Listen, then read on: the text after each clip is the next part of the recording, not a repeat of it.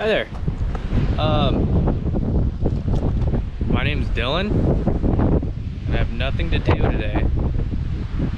So I'm going to teach everyone on this video how to start a campfire, because I know there's a lot of people out there who don't really know how, and they just go like the easy route with the fire, starter fluid, and throwing garbage in there. And I'm not saying that's a horrible way to do it, but there are other ways, and there's easier ways. So I'm recording this video today to kind of give some people some information. It's going to be a pretty simple video, but aside from that, the first thing you're going to want to do is figure out where you're going to put your campfire. If you're in a rural area or out in the middle of nowhere or wherever. You see with here, I've got lots of grass. So this is really just going to be a tutorial on how to start it. I'm not going to make a full-on fire just for safety reasons. Yeah,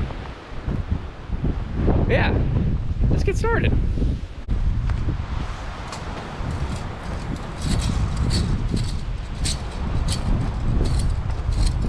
See, there was a fire here before. There's some rocks left over. Like I said, I'm not going to be making a full-on fire today. Really just on different ways on how to start one while you're out camping. I'm going to dig it down where it's kind of like the moist dirt. Kind of want to get it out of the wind. Dig it down nice and low. I'm going to bring some of this dirt back up on here.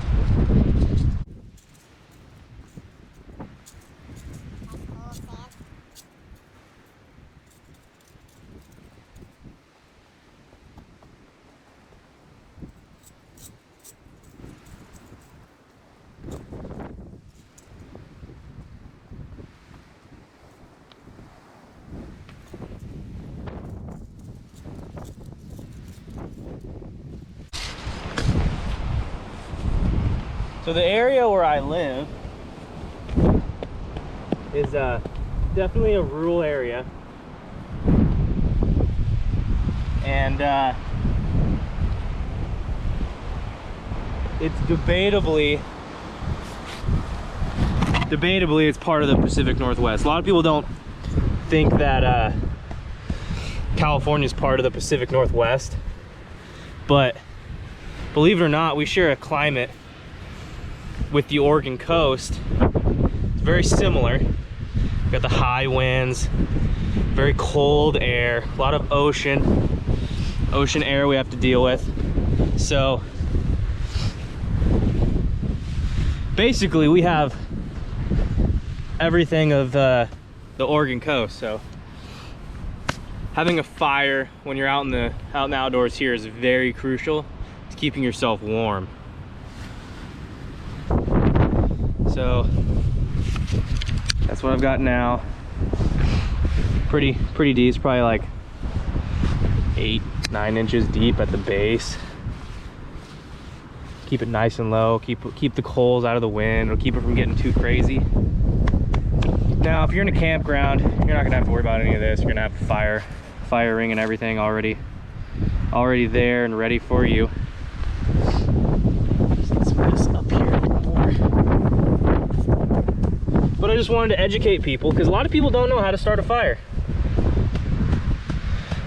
A lot of people just kind of buy their bundle of wood at whatever grocery store or anything like that, or they go out into the woods and gather up wood, and then they put everything down and throw a match under it and are confused why it doesn't light.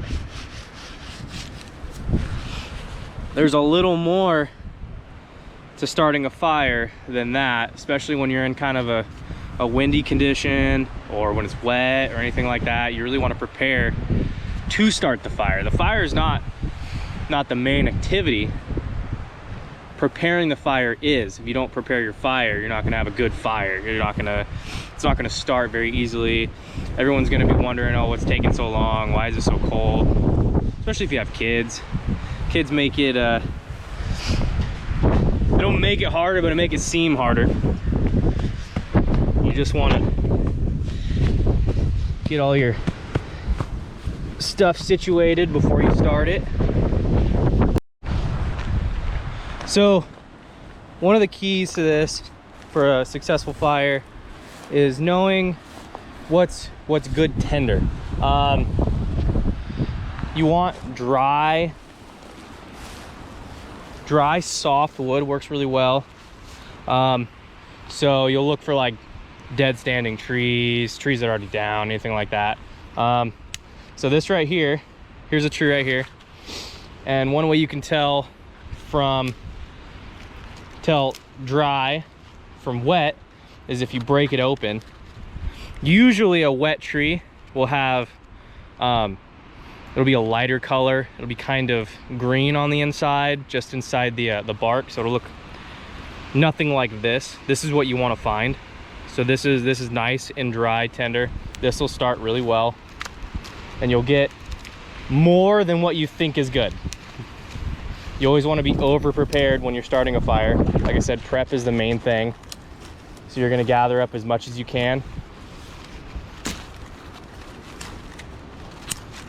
And you're going to be looking for stuff smaller than a pencil.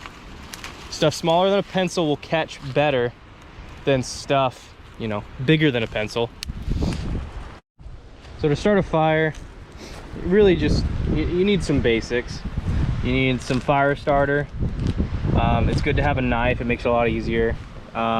Matches, I usually go for stormproof ones. That way they're usable in all conditions. Fat wood, that little piece right there sticking out, that's actually wood saturated with sap.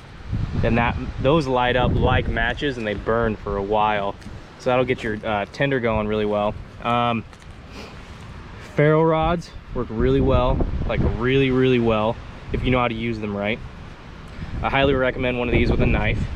And then, you know, you just your lighter, and pretty much anyone has a lighter laying around for some reason or another. I brought an axe with me today, just to make it a little easier getting stuff prepared.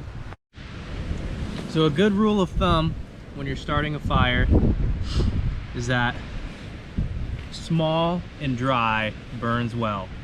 What I mean by that is small pieces of dry tinder or kindling or anything like that will burn really well when they finally catch a flame. So I'm taking my knife and I'm shaving down what are essentially feather sticks of redwood that I was able to find. So you got spaces in between, and redwood dries, well, redwood is a very soft wood and it burns really well. I live near the redwood forest, so there's an abundance from old lumber from people building out here. So you can usually find it here and there, scraps of it, redwood shingles, stuff like that, but it burns very comparatively to cedar. So you slice it down into small chunks. See, I've got other pieces of redwood over here. Burns really well. So the smaller the pieces you cut it in, the better it will burn. So I'm just gonna keep shaving this down.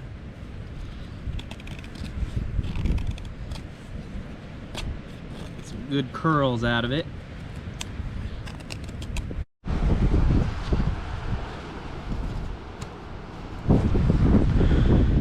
All right, so once you got your pile of tinder and all your other doodads to start your fire, you got your fire starter and all that, you're gonna start prepping it. So what you're gonna do is you're gonna find all this. You're gonna find a good nice flat piece to put in the bottom.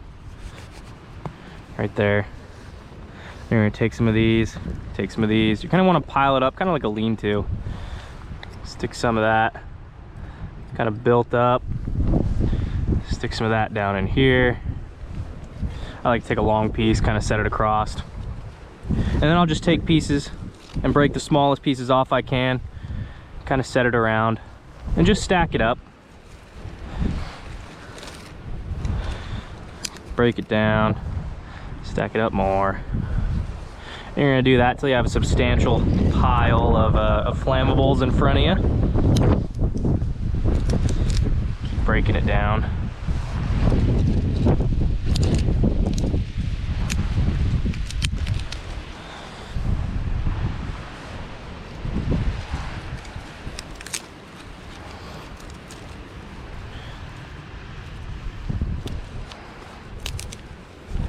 Set that aside, grab some of these.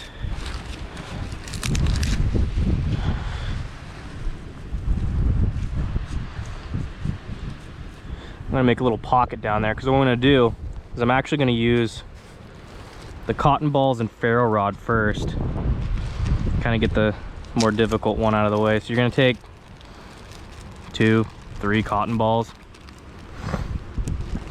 And what you're gonna do is actually take these and pull them apart. You want them very, very feathered out. You want them just light and fluffed up.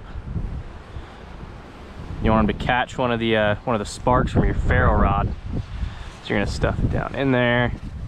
Take your next one, fluff it out. Stuff it down in there, fluff another one. Right down in there.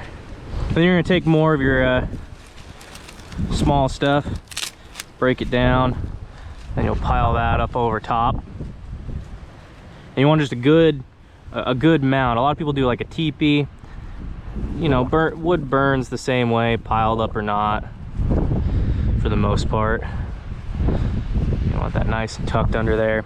And what you're wanting to do here is actually put a pile over it. You're not trying to cover it completely, but what you're wanting to do is put stuff over it so the heat from that down there will actually catch all the way up, so you're drying stuff from the inside out if your stuff is kind of moist or in rough area.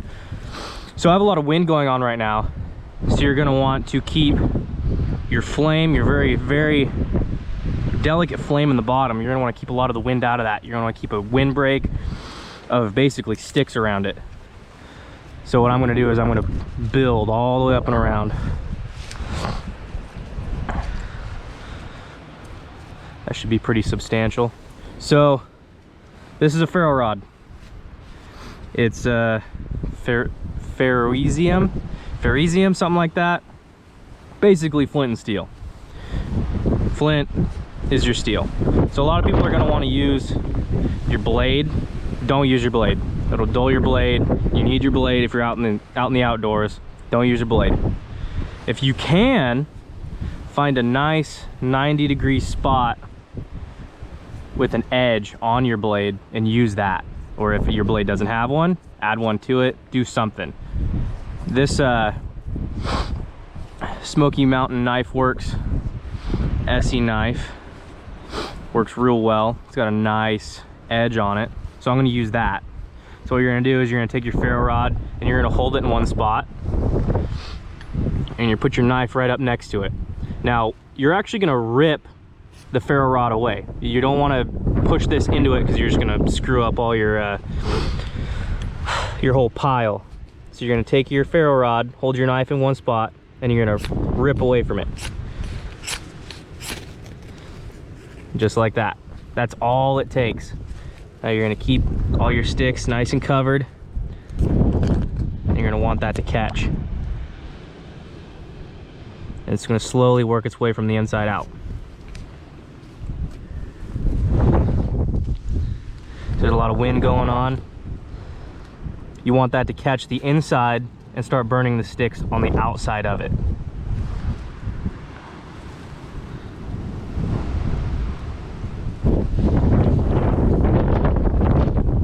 Get that out of there.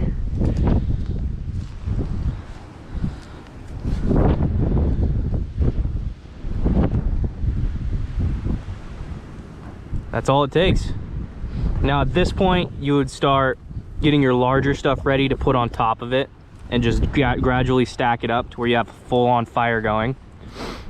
But right now I'm actually going to spread it out. I'm going to show you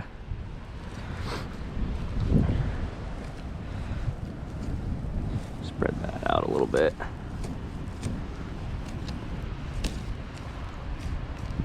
Let that die down a little bit.